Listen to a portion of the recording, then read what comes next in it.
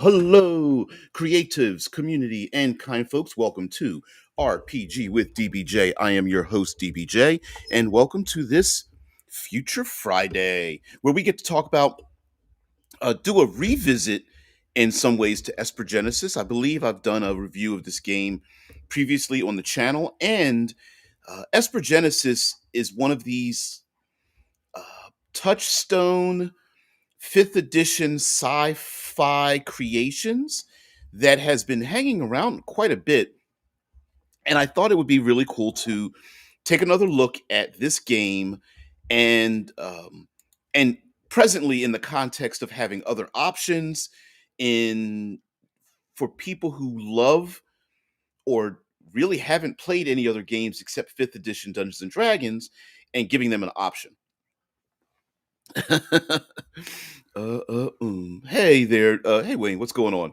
So I thought we would take another look at this game and then, instead of just reviewing the game, basically talk about like its place and essentially like what can we do with it if this is the kind of thing you want, or maybe give someone an idea of like, hey, I hadn't normally thought about buying this game, but uh, using it anyway because you're getting a lot of ideas. Now, I'm uncertain about the exact history of this game, but from what I understand, there's some beautiful art, there's excellent layout, but for some reason, not presently, but in the past, they had an issue with uh, publication rights. And because of that, part of producing the book and continuing to produce it and the creators of it, it all shattered and scattered to the winds. So while they do own the publication rights to this book, there was some publication snafus. So it's very difficult to find the print version of this book unless you're able to get it on eBay. And I think I saw on eBay it was going upwards of $300 to $500 for a physical copy. But there's also supplements to it, which I think were recently released, and you can get them on like Amazon. So it's really weird. Now, this was the down here from Alligator. What is it? Alligator Alley Entertainment. It was made in 2018, and you guys know when it comes to the internet, 2018, that pretty much is like old school, unfortunately. But yeah, this is fifth edition Dungeons and Dragons, writ sci-fi, and it still incorporates all of the traditional 5e isms. That's not a bad thing. It includes their version of magic, which is basically called Esper, and it includes a lot of that is recontextualized as a combination of high technology, nanotechnology, and um, the ability to tap into powers are uh, that are part of the fabric of the universe. Gravity, light, um, genetic modification, and disruption, electromagnetism, and things of that nature. So it's just recontextualized. No big deal. I think anyone that's in game design understands like you can get away with a lot by just reflavoring something, and this is exactly the same thing. So I will give you a little bit of the. Let me get into some pieces of artwork here, and then get into some of the like. Well, how does this work in fifth edition? Like, how did they switch it over? And some of the background of Genesis. Oh, but wait, you can't. Oh, great! My dulcet tones can put you back to sleep. Oh man. Mm-mm-mm. You don't know. I mean, listen, moons have crashed into planetary surfaces all the time. That's not. There's no disruption there. No, that's probably. I can. I bet that's public domain art, right there, computer art. So one of the features that I think about in Cyber Genesis. Wow, Esper Genesis is part of the background of the game, and that is that there are these things called crucibles, and I'll go back to that image right here because it does kind of this moon-like object, which looks kind of man-made, is probably within this setting a crucible. So there are these moon-like devices, moon-sized devices called crucibles created by an ancient alien species. And we love ourselves some ancient alien species because ancient alien species technology is the equivalent of modern fantasy as well because magic. Right, like why do these monsters exist? Because magic. Why is the mountain floating over top of the land? Because magic. Well, same thing here with these crucibles. And the crucibles are a combination of the excuse to have technology that doesn't make sense and to have a power source that doesn't make sense, which powers up your player characters, i.e., gives them access to the Esper abilities. And the genesis, of course, is that they are able to use it. This is where the player characters come in. And so these crucibles are scattered across the larger intergalactic region, and it is where the psycho nanotech electromagnetic powers come from that are internal to the player characters and other beings as well in this world. So and the crucibles, I think, story wise, I like the idea of that. You need an excuse anyway, so why not? Yeah, exactly, Mike. Hey, Wayne, you're funny. Anyway, Mike says, yeah, ancient aliens equals a wizard did it. Exactly. Exactly, right. And I don't think there's anything wrong with that. I mean, you need an excuse, and for the most part,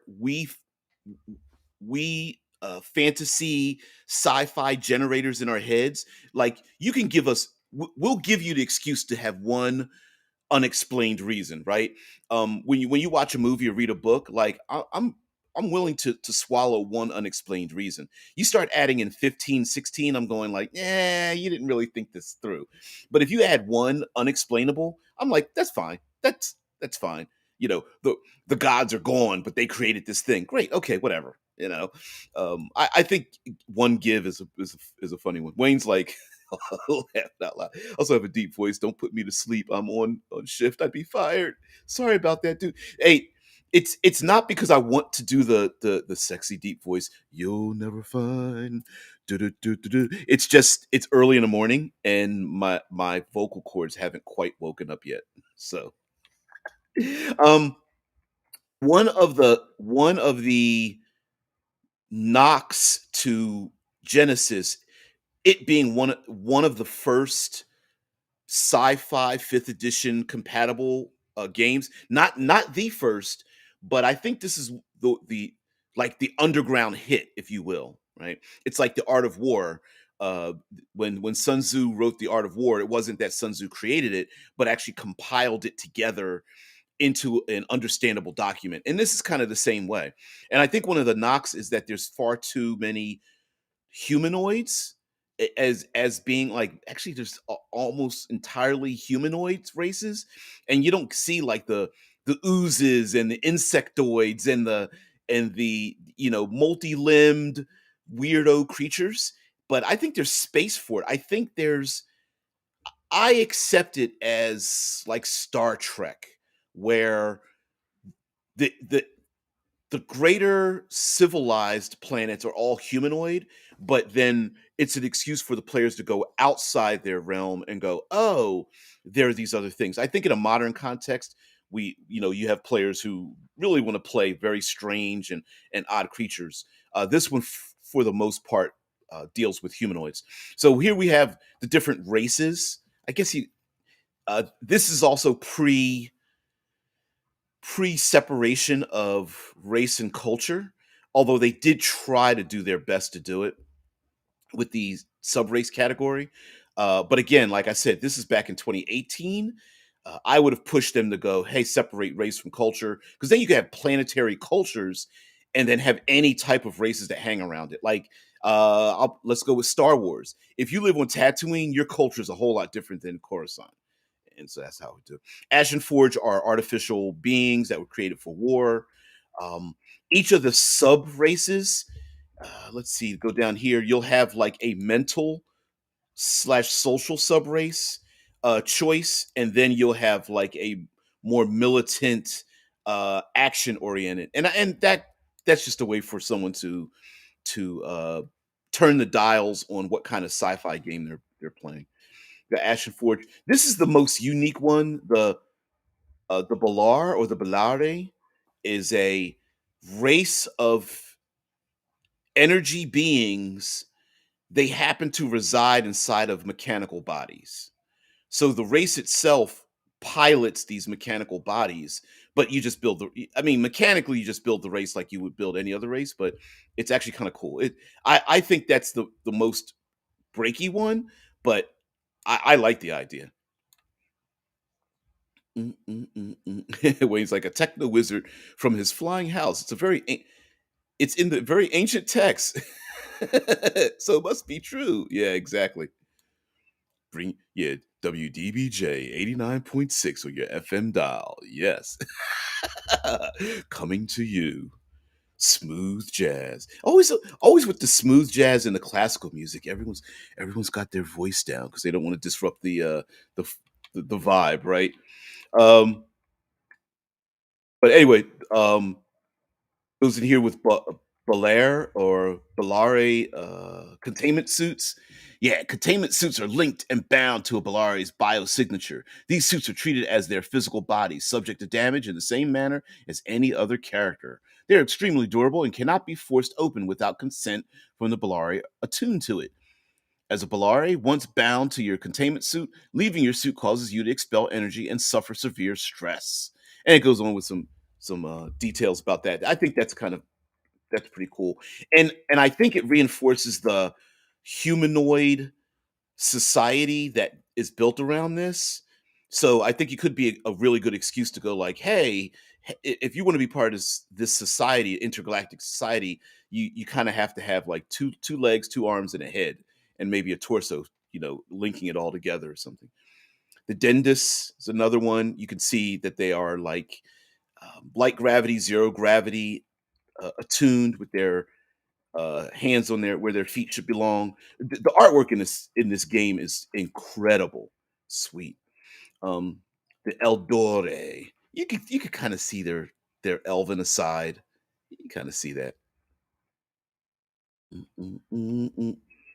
Some great, great two-page art spreads here. Humans, they thankfully they did include a a number of specifically designed humans that aren't exactly the same. I do wish that they added more traits to make them seem um, culturally very different, but you do have different choices. So under human, you have earthborn humans. Earth does exist in this world, except humans left Earth a long time ago. So anyway, there's earthborn humans, galactic variants. There's a utopian variant and a scorched variant, and uh, there's they give little examples of like where they came from and things like that. Like the Earthborn human is the most common type of human found across the galaxy. They're universally adaptable and culturally versatile. And humans, that's the default for humans in any of the role playing games, right? Humans are the most versatile and adaptable, essentially to incorporate, leave space for every single human being on this earth to picture themselves in your role playing game so that you're not excluding any particular human. There's a galactic variant. This option is only available for campaigns that use the optional feat rules, which is kind of weird because there's like galactics and they basically are like, oh, these are if you want to play a human that uses feats, use this one, but they don't really go into why they like culturally why. Um, Utopian variant is some humans are born from generations that resided in the utopian settlements that circle Earth's skies before the X mark conflict. And then there's the scorched variant, where some humans inherited traits passed down from those who adapted to the harsh climates of the seeds, or is Sethus? It's probably pronounced seeds. And it drops. Oh, sorry. To the right here above my head, they have these little breakout boxes with story elements, and it kind of fills in the world and the conflicts that happen. You always have to have a big war that happened in the past, and there are remnants of it around. So, and it's also an excuse to dungeon delve.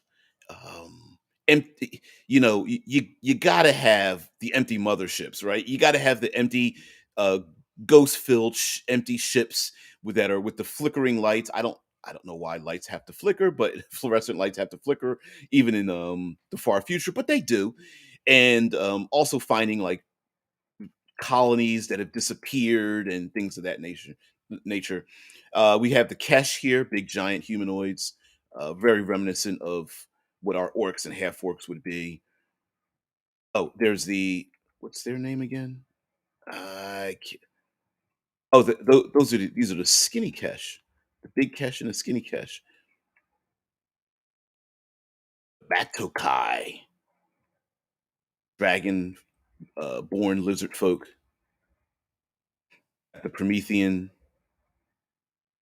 Mm, mm, mm, mm, mm. Balna, cat people. Gotta have some furries and fuzzies. Then we get into the classes. And the classes, one of the knocks, I think, and I think this is just because fifth edition was new at the time. One of the knocks I've heard was that they didn't do enough variation to make it you- to differentiate it from actual fifth edition. But I would have to say that thanks, man. Mike Bear's like that radio voice is dope. Sorry, thank you so much. I've been in my normal waking life. I've been accused of having the radio voice in my normal life. So yeah, I can flow right into it pretty easily. Oh man. I don't know if I could do an ASMR because I'd have to like caress the microphone, get all close to it. I don't know how people are into that, but whatever. What was the pink race above? I'll get back to it. Sorry about that, Mike. Makes humans sound generic. They are silly humans, and Marco's like, yeah, silly humans and their carte blanche. That's not just a sci-fi trope, right? That is a gaming, um, literary, movie, television tropish. Humans are just about everything, and then all the other aliens are like, we're monocultured. Oh man, Alien Covenant reference spotted. Did you see that? Where did you see Okay, so I'm gonna go back. First, I'm gonna go back to the pinky alien, pinky pink, pinky pink. Uh, Sorry. Come on, let's go. Unless you meant the hair, it looks kind of reddish to me. But okay, so there's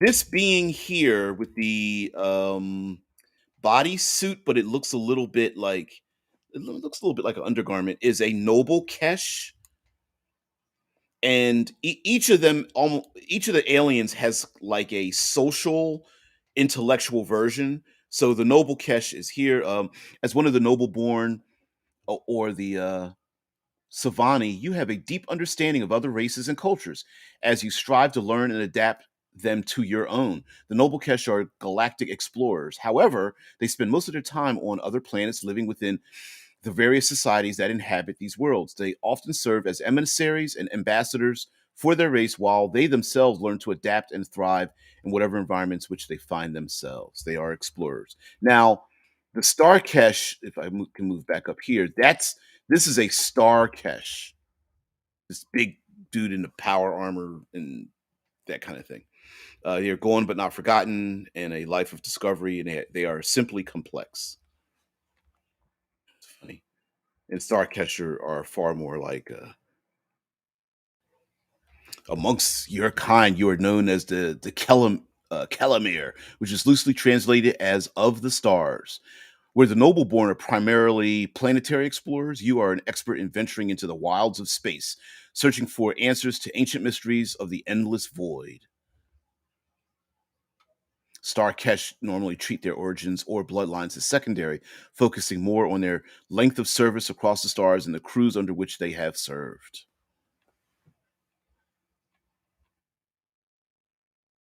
Atokai, children of the elements, duty and honor, reach of the people, some names, different types of that you can pick from: the fire tails, the wave claws, the stone fangs, or the sky talon. And then we have ourselves Prometheans. Just this looks like an F boy. Don't an a hole. Same make, new model. Once considered part the Prometheans, once considered part of the human race, they were a society of space explorers, miners, colonists, scientists, and settlers. Though the Earth could never be denied as their place of origin, the blue planet is no longer considered their home.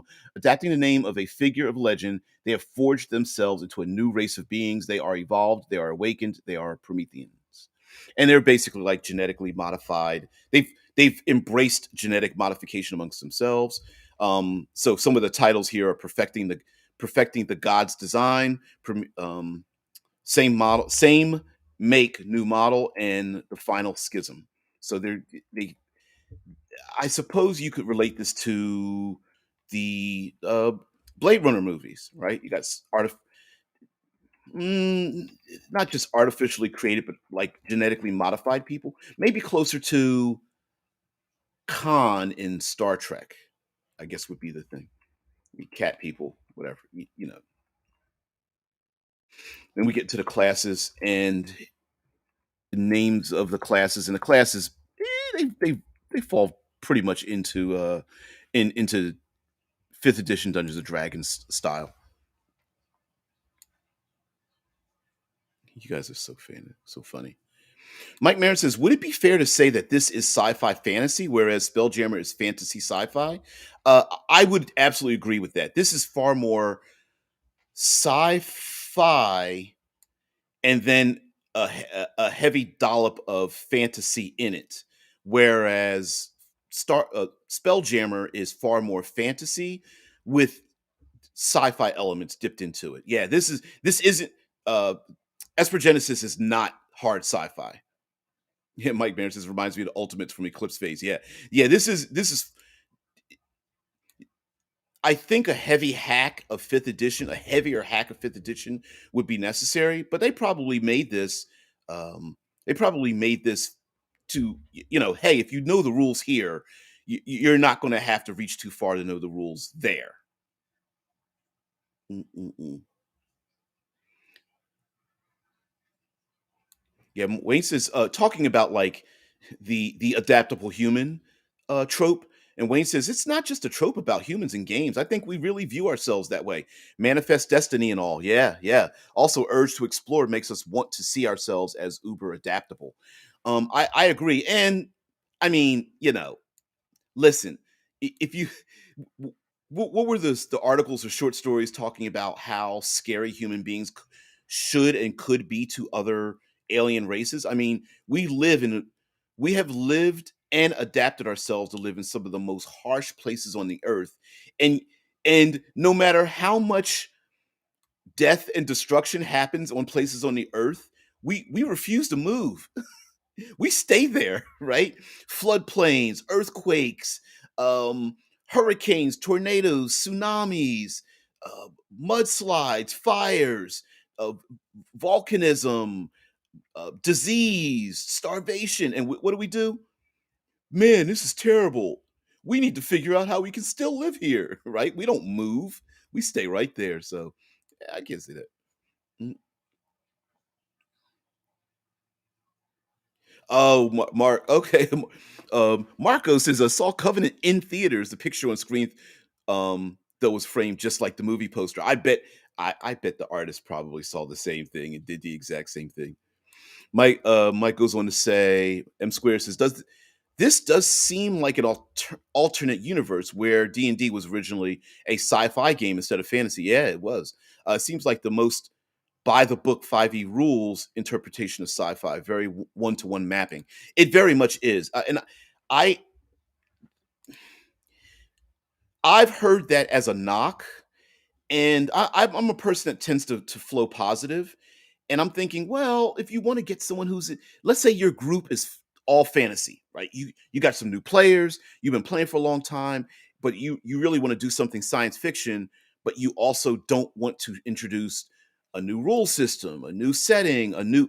This is a easy way to do a one to one. So, for example, we have our classes here, and we've got the adept, cybermancer, engineer, the hunter, melder, sentinel, specialist, and warrior. And when you the names at first you go, I don't know if that sounds similar. And then when you read through them, you go, oh yeah, I get it. I get it. The adept is a scion who channels specific forms of energy through sheer force of will. The cybermancer is a channeler who views the world as a system of codes and commands which can be hacked and controlled. If you take a look at some of the terminology, you'll go, "Oh, I get what that is." The engineer is a tech expert using techniques to produce tools and robotic constructs along with energy weapons and bio enhancements. Again, this is a very much flavor.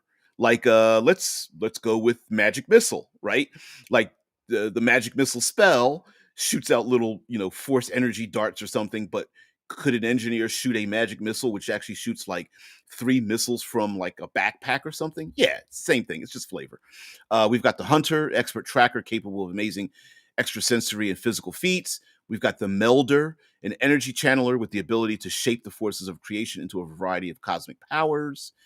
We've got the Sentinel, a champion who uses solar and celestial energy through personalized Sorium devices to produce devastating effects. Sorium is mined out of the crucibles, and Sorium is the magic element, like mithril or adamantine or silver or whatever. It's the magic element. It's the vibranium of this world. We've got the specialist, an expert in espionage and infiltration, uses stealth and tools to overcome obstacles and enemies. And then, of course, we've got the warrior, master of combat tactics and specialized in the use of all forms of weapons and armor. And if you're going, that sounds like a cleric. That sounds like a. You're right. You are absolutely right. Um, Here, like looking at this image of this individual, sci-fi look, yes, but I think she's a Kesh. But anyway, you could see manipulating energies, very sorcerer wizard like. Uh, I don't think anything's wrong with that. I do have a slight issue on the layout of this. It's clear and concise, but I wish they used. I wish they hadn't used gold for the titles and things. I think like a red or a blue would have been pretty cool, deeper color, but maybe that's just me because I'm old. Yeah, and oh, by the way, there are psychic powers, but they really aren't. They're just spells. They just reflavored as psychic powers, and I think there's nothing wrong with that at all, at all. Cybermancer, pew pew pew pew pew pew. We're not going to get into all the classes because yeah, a little bit too much. Um, Here we got the engineer. Um, I'm glad they use this kind of image for the engineer because engineers in pop culture tend to be like the nerdy ones, but in role playing games, engineers are always like power armored out, gadget toting badasses in role playing games. They're almost never like the pushing the glasses up on the nose because they're hanging out in the lab kind of people. Uh, Not in role play games. Of course, we got the hunter, yeah, ranger, of course. I'll get back to the chat in just a minute. Um, all the different hunter archetypes and things like that, and alien worlds. We've got the melder. This looks like is that an hollowed out asteroid? I love the idea of like tin can worlds, like hollowed out asteroids and things. Um, I love that idea. I would love to like have a game where the PCs are like on the inside of a tin can hat. No, tin can a little larger than that. One that holds like 500,000 people, but the gravity is spin gravity, and then like basically, if you look up, you can see the landscape as it circles around you and stuff. Kind of cool. I have a Sentinel. I am the paladin of the future. Yes. And the specialist got to have a rogue, infiltration, and of course the warrior. Artwork in here is excellent. I don't know who they commissioned to get all this stuff from, but the artwork is exceptional. It is exceptional, and it does give you. I think the artwork. There's a reason for having very great art and layout, and that is to surround to psychologically. Well, okay, here we go. Let's get back into chat here. Sorry about you, co-host. Wayne says no psionics. Then okay, that depends on what you view as psionics. There is a It depends on which side of the edge you fall on. So for those who've played Dungeons and Dragons different editions over the years, there is an expectation that psionics has to have a different rule set than spell casting and using spells as clerics. Because it was introduced that way. But for me, it's just spell casting with different names on it. Like if you exchange the words spell for psionics and you exchange the word spell slot for disciplines or something, and you exchanged spell books with mind crystals or something, you've got all you have is psionics. It's just different flavor. And it's they did the same thing here. So instead of spell casting in the classic sense, it's technology, it's nanotech, it's bio manipulation, it is it is psionics. And it's all that combined. So it's just a different name for the same thing. Wayne says, "It sounds like an interesting game. I've only ever played AD&D myself for any length. Yeah, it's just different." Wayne says, hey people do live up in Canada, so you're right. I mean, yeah, we just don't move. Home is home, no matter the weather. Joking and for yeah. I mean, yeah, we live.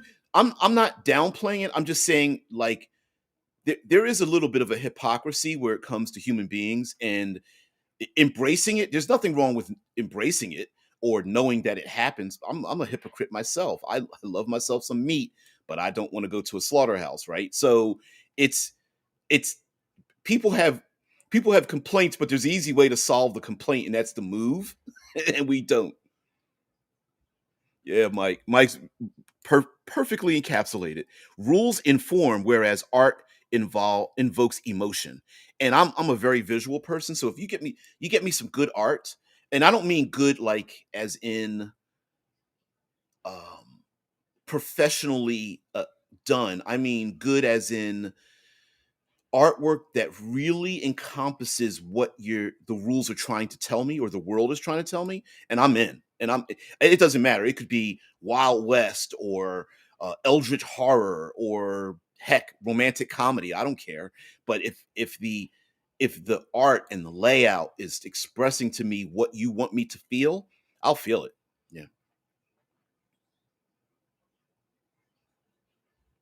Yeah. Yeah. M's Mike Marin says, "Yeah, for sure. I totally know people that arbitrarily dislike fantasy and love sci-fi.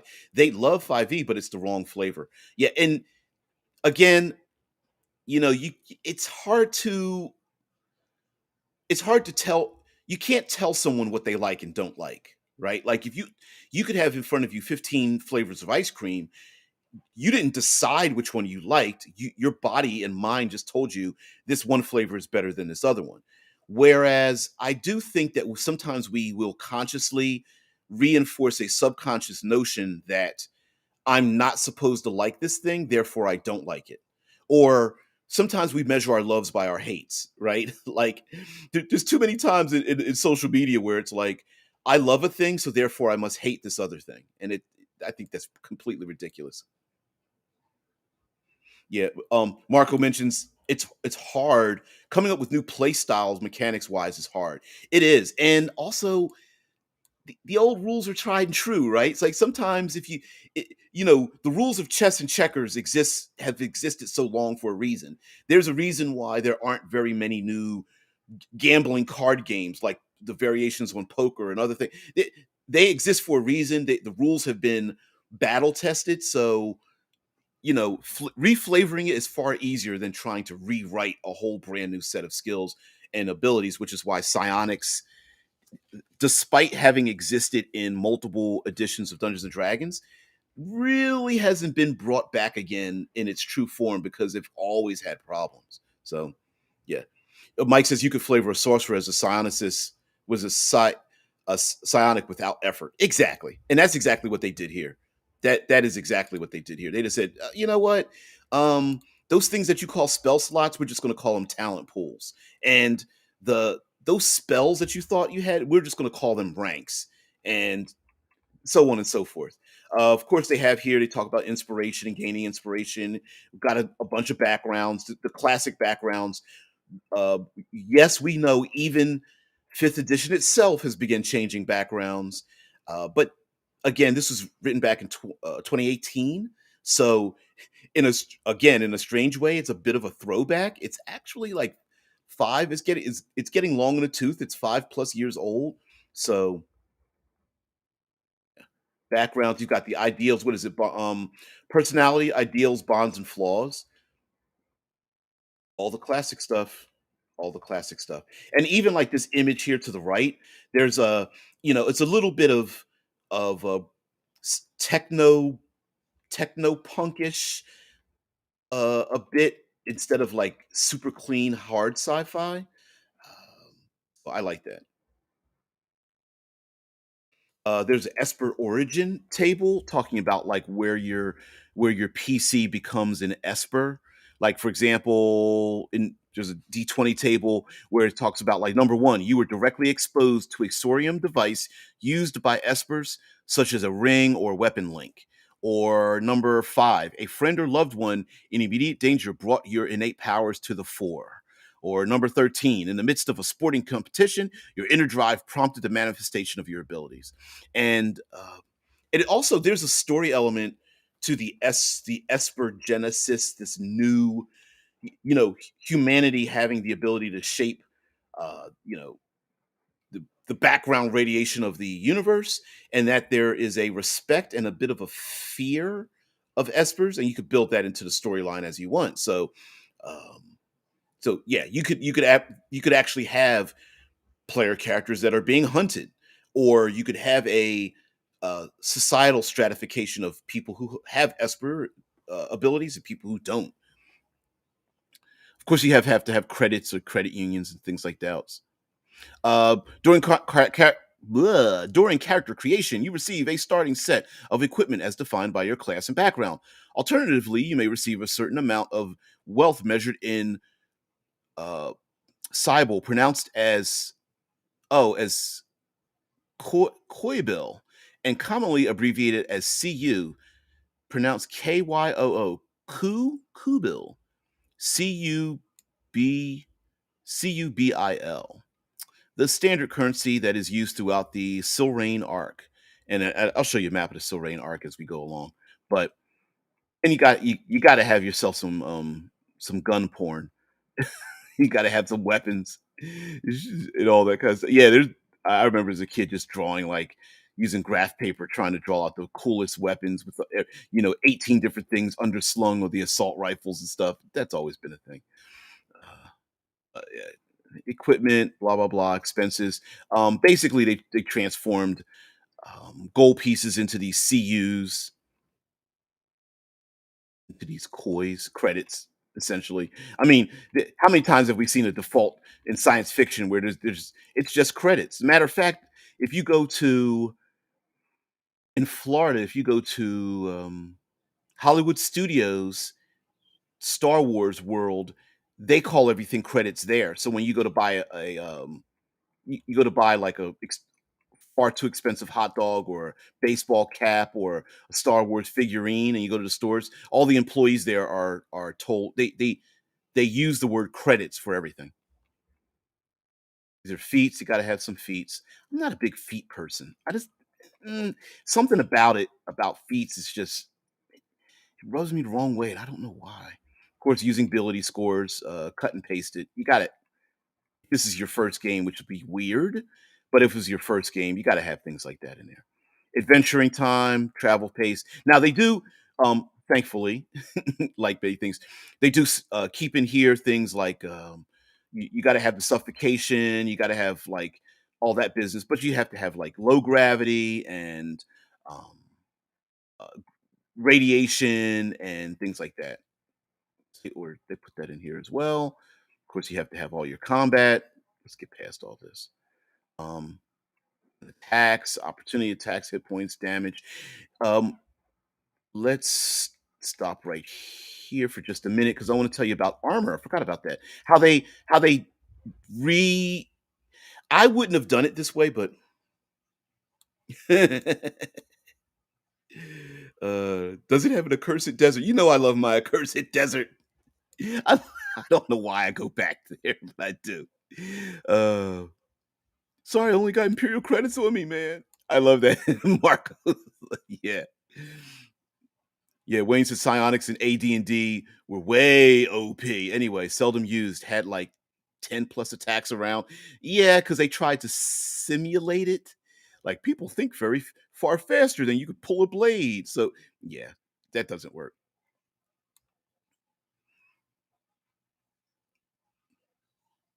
You're so funny. Wayne's like, Duluth, Minnesota here.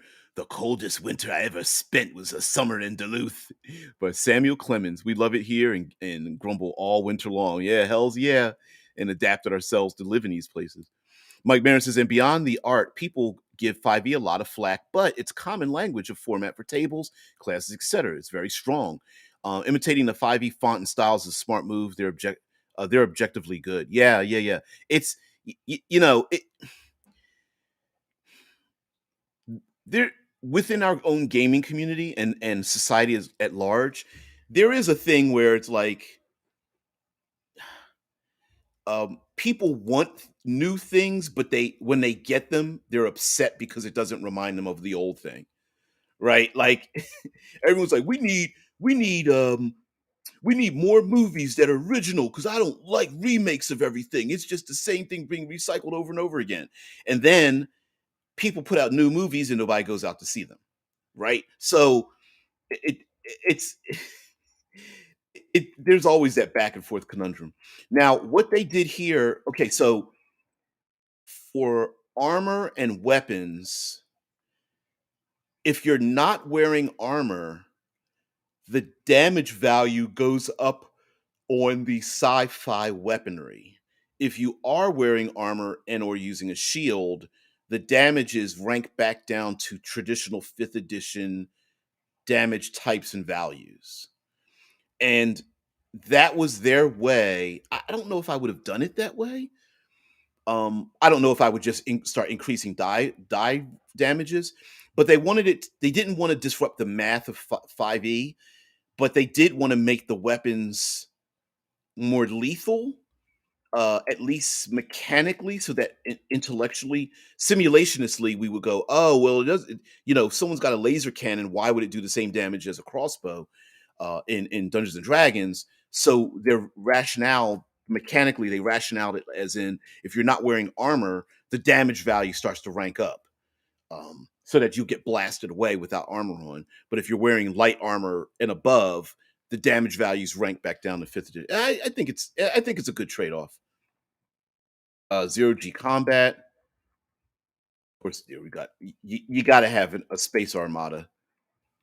Definitely have a space armada, and they do have full ship types, doing battle inside of ships, piloting ships, starship combat. there's a lot of that. Again, here's another thing. I'm not against starship battles at all, but whenever people look at science fiction, one of the first things that people want to demand is we want spaceship rules, even though Eclipse Phase doesn't have it, which surprisingly is a surprising thing. But the problem with having spaceship combat is if you're not piloting or using guns, what do you do? And so you have to have other maneuver other you have to incorporate the other members of the party to do things. And in recent design, there are things for them for other people to do. Like for here, they talk about maneuvers, like piloting maneuvers and gunner maneuvers, um, and things like that. Damage and repair to ships. But in I think it's Star Trek has a system where each player has to basically be part of the crew, and there's a captain whose only job is to prioritize what the other people on the ship are doing.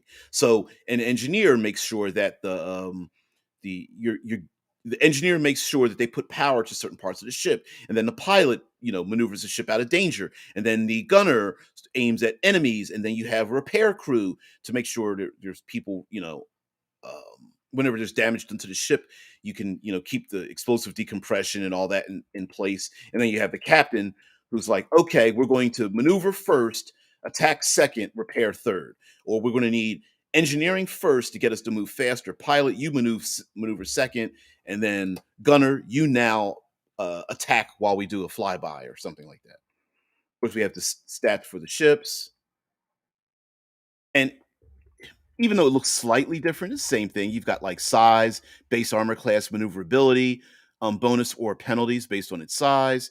You've got a hull dice, which are like hit dice. You got base hull points, to blast through. Defensive mod, structural integrity, sensor ranges, and they're pretty much ranging in like DC levels and things like that. Pretty simple. Back to you guys in the chat in a minute. Esper powers, because we got to get to the Esper powers. Mm, mm, mm, mm. Gaster, what's going on? Let's see. Here we go. All right. So Wayne mentions feats equals additional powers. Takes us takes us beyond the main BS environment thing and feels more like superpowers. I agree. I feel like from AD&D on, the onus has always been on, instead of treasure and being awarded abilities, you basically increase level and they're more internal. And so uh there's very little imperative to go out to collect things. It's far more internal. I need to achieve a different level to gain a new thing. And I think this changed the dynamic of how Dungeons and Dragons the 5th edition has for adventure design. So now it's gotten to the point where excessive gold and too many magic items, they really don't mean anything any longer because you don't have a place to spend it or use it, or an imperative to use it. Wayne says, I really don't like feats much myself. Skills per class sort of got. Yep, me too. Marco Desune says, for me, it's a matter of if a remake is true to the spirit of the original. So you still feel like you're getting, what is it? You still feel like you're getting a story in that setting as opposed to some random thing that happens to have the label slapped on it. And yeah, I mean, is it new or is it just a remake of a new of a thing that we've already seen before, right?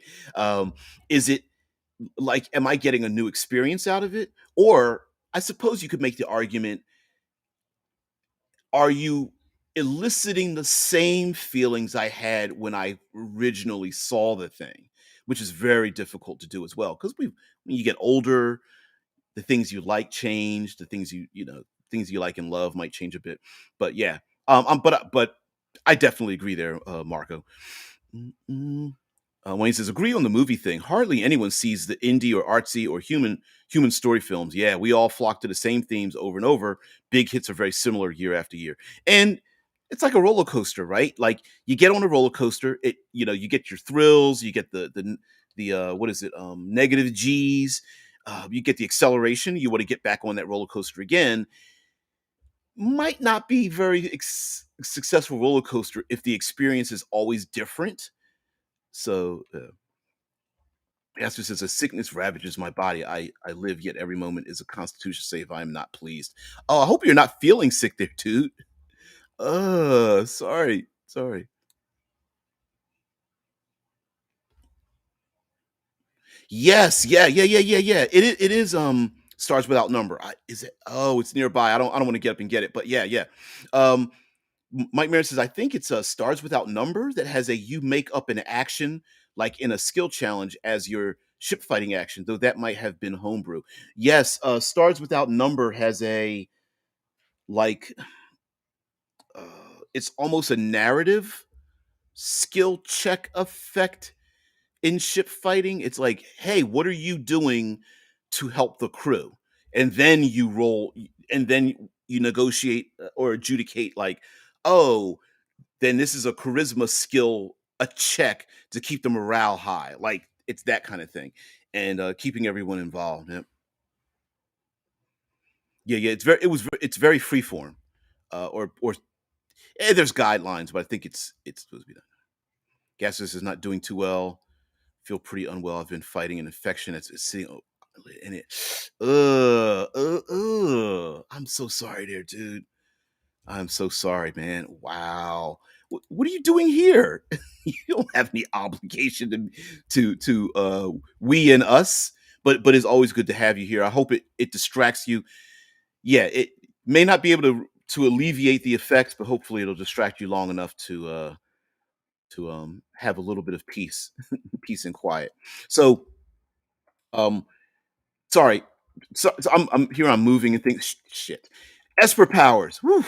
So all of this has been rewritten with the intention of reflavoring air quotes spell casting to be more psionic, technological, that kind of things. So there's like talent and channeling, and there's power ranks, which like spell levels, techniques and forging and things of that nature. And so you'll see like text. Let me go down into to the left bottom text slots, right? It's spell levels. It's your spell slots. They're basically that's what it is. You also use a point system for some of these talents. So under the talent points, you do have like how much they cost. It's basically spell point system instead of using spell slots. Some of the talents have points, and you spend points to be able to cast those things. And you can boost your talents, basically casting something at a higher level. Same thing. Same exact thing. And then here we go with the ranks instead of spell levels. So for each of the classes, we do have like adept powers, cybermancer powers, engineer powers. And while some are renamed, what's a good name for engineering powers for your prime, basically your um wow, my brain just your cantrips. Wow, I can't believe I forgot. For your cantrips, like there's a spell here called Gamma Vision. Is that sci-fi sounding? Of course. But then there's other things like like your acid spray or stabilize. You'll see a lot of spells that are either unchanged or slightly changed. It's like instead of Misty Step under Cybermancer powers, there's Phase Step. Instead of Flame Blast or something, there's Flame Lance. Uh, Instead of a floating disc, there's like guiding discs. So yeah, decipher language instead of comprehend languages. So are they? Is it something that you can recognize very easy? Yes, and that's because hey, I know fifth edition.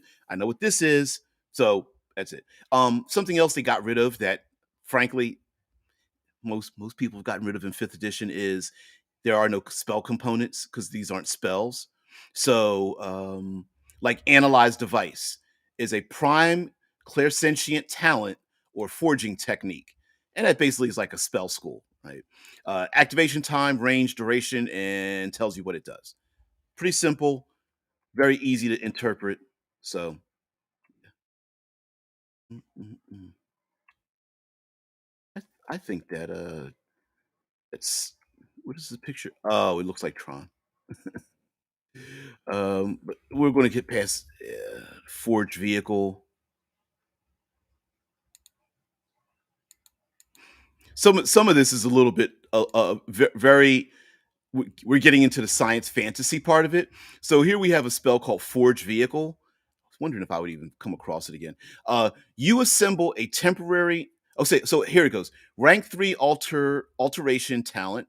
It's an activation time of 10 minutes, range of 30 feet, and concentration up to 8 hours. Okay, so okay, sounds different. You assemble a temporary land vehicle of your choice between a bike, motorcycle, and a car, appearing in an unoccupied space within range. The vehicle has the statistics of a normal vehicle of its type and can carry up to 4 medium-sized creatures. So in 10 minutes, you can assemble it. Now, are are you grabbing spare parts and putting it together, or are you touching your fingers to your temples and creating it? Are you pointing out your forearm and touching a button and assembling it that way? Did you pull your backpack out and pull out a mechanical, a fold out mechanical factory or something? That's up to you. But it's you know your description makes it as fantastical as you like, but assembling an automobile in 10 minutes in an unoccupied space is a little bit strange, but I love it. Mm, mm, mm.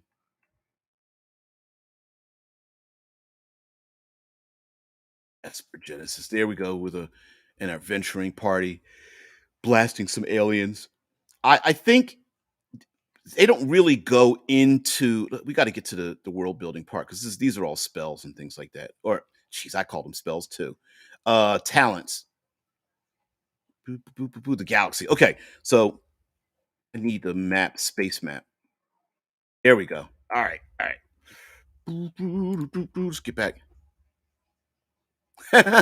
Mike says if it were permanent, it would be fine steed. Yeah, yeah.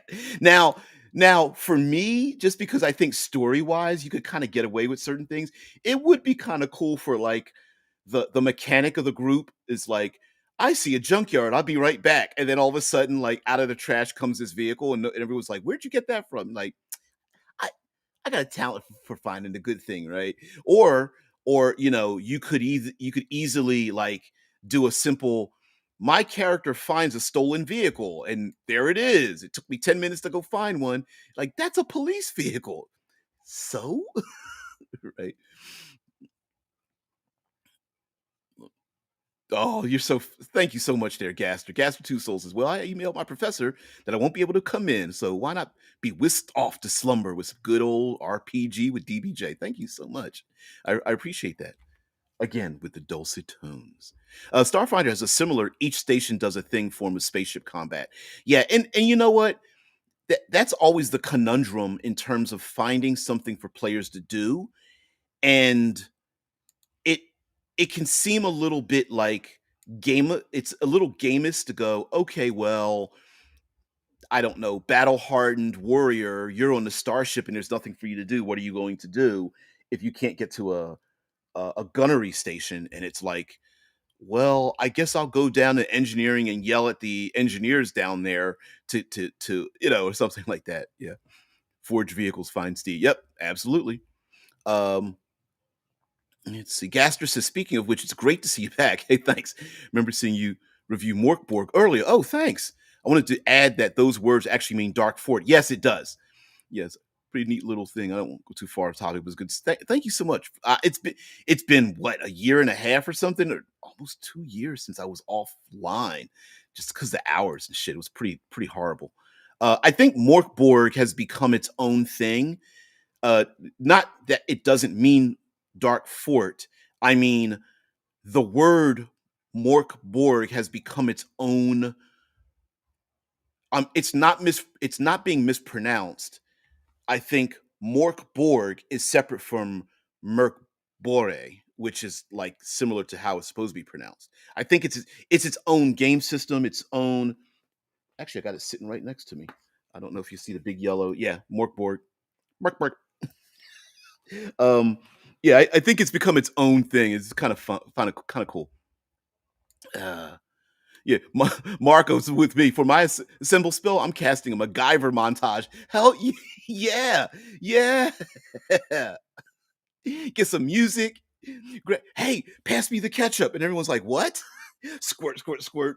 And everyone's got their back turned, and no, it's the off screen. All you hear is like, bzz, bzz, and everyone's like, "What's he doing?" And everyone turns back, and you see this full size car with like cool graphics on the side. Everybody hop in. You had time to paint flames on the side. Oh yeah. Mike's like, "That's a police vehicle." Yeah, you weren't specific.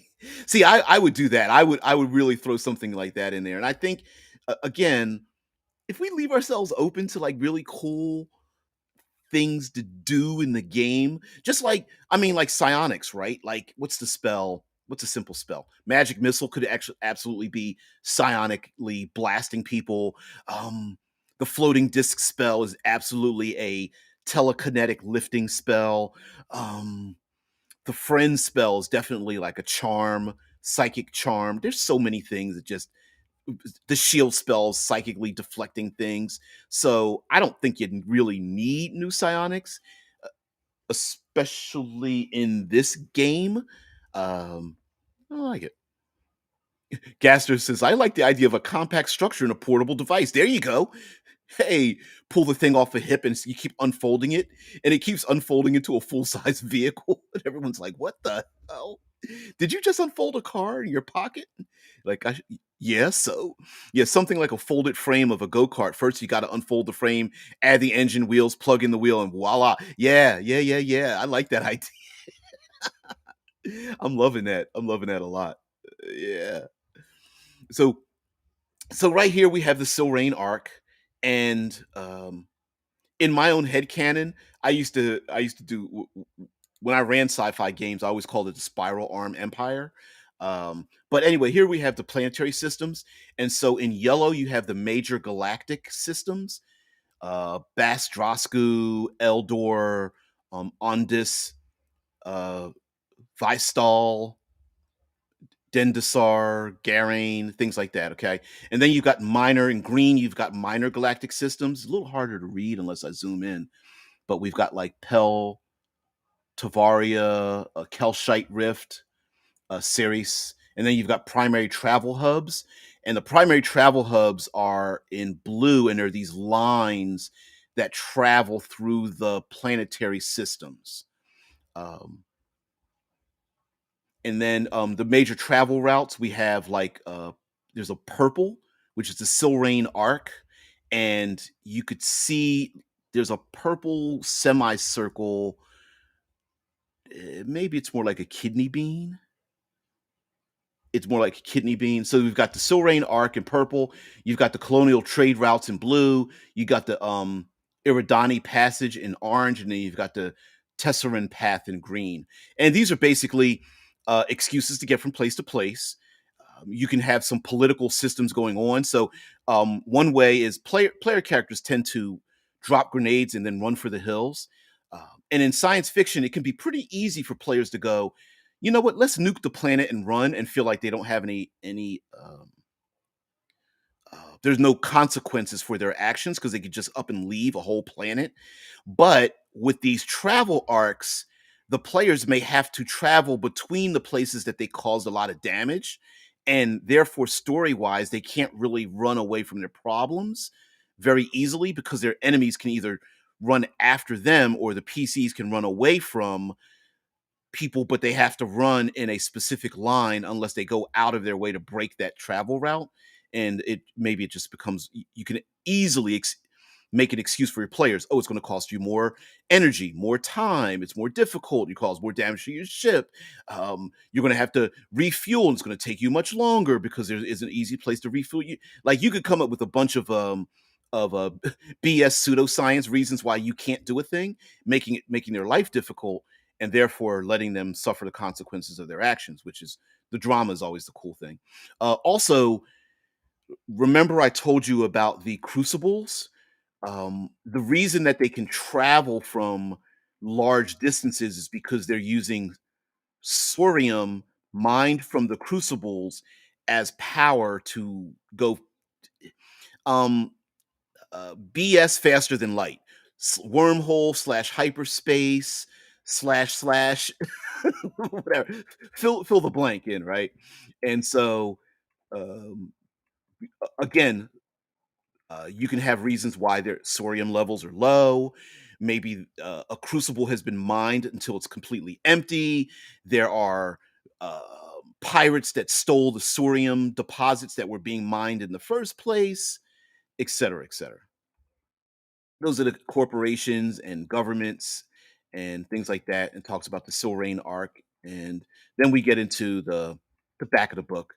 Um, Threat statistics, things like drones and uh, that kind of thing. I feel like there's a great space for upgrading our fantasy monsters into this game. I would love for there to be a ooze like planetary system where it's difficult to to talk to the oozes. Maybe they roll around in humanoid shaped body armors and things, but they're like a planet of oozes and things. Yeah, I think that would be cool. They do have a little bit of a um, uh, bestiary here, but I think some of our classic monsters could very easily. When I say upgraded, I mean give them a little bit more of a give them a intelligence and a society, and but they're like non-humanoid kind of things. Like for example, you could make a whole planet that's just nothing but like the fantasy version of the nine hells, but they're aliens, right? Or like I said, aliens of oozes, an alien planet that's nothing but plants, animated intellectual very smart plants. I think that'd just be a really cool thing. There we go. Esper Genesis. We got to the end here. Let's get back in the chat and just talk with you guys. Yeah, that's it. Now I have to run an Ankeg Hive Aliens game again. Yeah. Yeah, hells yeah. Mm-mm-mm. Dave, I'm not getting into your origami car. Yeah, yeah. Heck yeah. Mm-mm-mm.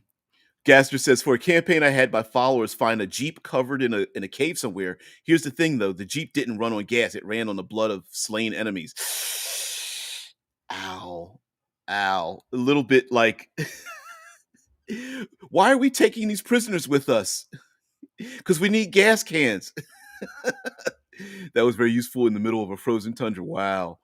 Mike says, we have to nuke the planet. It's the only way to be sure. Yeah. 17 days or 17 hours. I have the sneaking suspicion that this would be a fantastic foundation for a Firefly homebrew. Yes, yes, yeah. It's very much like seat of the pants, perfect reason to go out bug hunting, getting into all kinds of problems. I think they leave it, it- the setting isn't very deep, and I don't mean that in a bad way. I think they leave lots of space for you to like, oh, we're a merchant vessel, or we are part of a military group, or we are um local, the equivalent of uh co- country western space marshals, or hey, look, we're just scavengers, and we're just trying to do our own thing. I think there's space for all of that in this game, and I feel like it was written in 2018. It's been 5 years plus, ish, 5 years ish, as times keeps moving on forward. And I think some of the monsters my uh, Michael says, ooze aliens like those in X-Files. Ow, the black oil, yes. Yeah, it would be very horror themed. They could pilot ships by occupying the machinery or via thin bloodstream like ducts. Ow, I love it. Wow. That's that's bordering on body horror to me. Yeah, yeah, yeah, because you could make what a perfect excuse to make oozes as oozes and mimics and doppelgangers and stuff as a humanoid like or sentient race that just happens to look like humans, but they aren't because they've got like the black oil inside of them and stuff. Or they could have humans or humanoids that they are uh, either parasitic relationship or it could be a symbiotic relationship. We saw that in Star Trek where you had the humans or humanoids that had a symbiotic relationship with a uh what was it, like a crustacean type alien that would adhere to the body, and they desired because they wanted to be part of that. Man, how cool would that be? But again, look at us, we're just creating things on the fly, we're coming up with new ideas, and I think it fits perfectly into this game system. So listen, if you're a sci-fi head, take another look at Esper Genesis. If especially if you've heard of other people going like knocking it a little bit, I'd say take another look. um is it a little base level 5e? I think that's good if you want to introduce your fantasy players to it. So, because it would be an easy transition, easy enough transition that I think you could layer on your sci-fi, your fantasy over this sci-fi, or your sci-fi over this fantasy if you wanted to incorporate the two. But it actually suggested in the back. What else? Lastly, I would say that you know it's written on old bones, but that's a good thing because we've been able to hack. Listen, WotC has already hacked their own system and it continues to keep doing so. So the fact that you may have to hack this a little bit, I think, leaves it open for those of us to have like really creative ideas to go in and go, yeah, let's put this in here. Do you want to add the plasmoids from Spelljammer into this world as a player race? Sure, why not? Do you want to add the Tabaxi alongside the Cavti? I can't remember the cat like race in this world as well. Sure, why not? Do you want to add lycanthropes as a new disease in this world, and people are starting to transform, and now you have lycanthropes running around and stuff? Yeah, I think there's enough space in this and written on old bones that I think hacking it's not very difficult, and is usable. So yep. Even spells. If you want to incorporate spells like actual spell casters into this game, it's other than flavor, it's not very much different. Mike says, well, mimics would be like the thing. Yeah, you could have insectoids like those in Men in Black. Yep. Babylon 5 had shadow beings that were tiny parasites that controlled your mind. Lots of examples. Oh yeah, pull from every example you could. I think.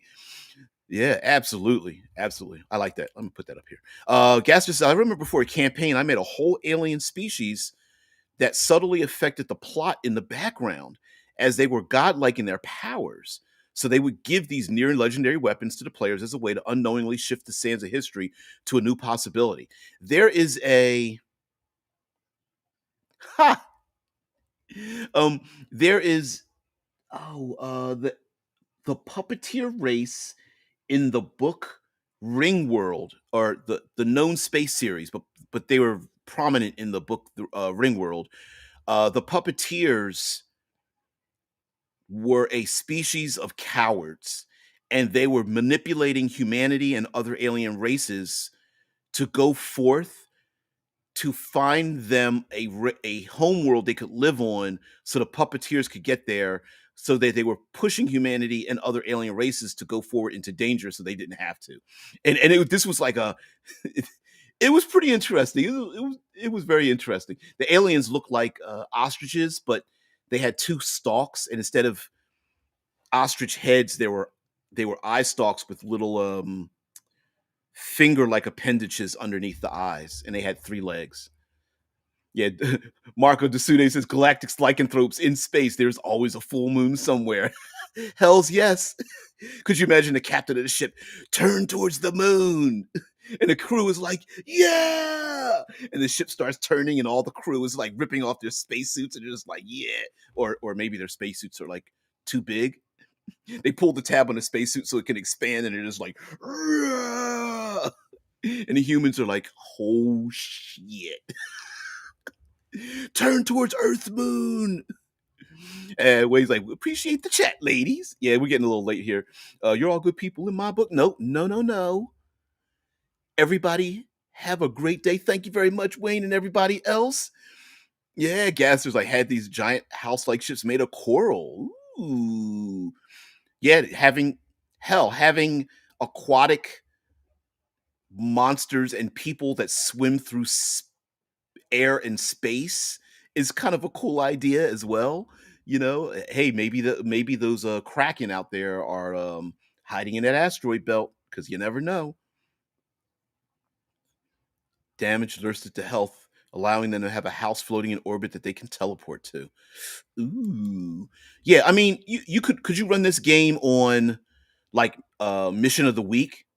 Yes, you could have a mission of the week, but like Gaster's mentioning, I mean, giving them a starship or an orbital platform or something for them to go back to. Look, PCs love base of operations. So yeah.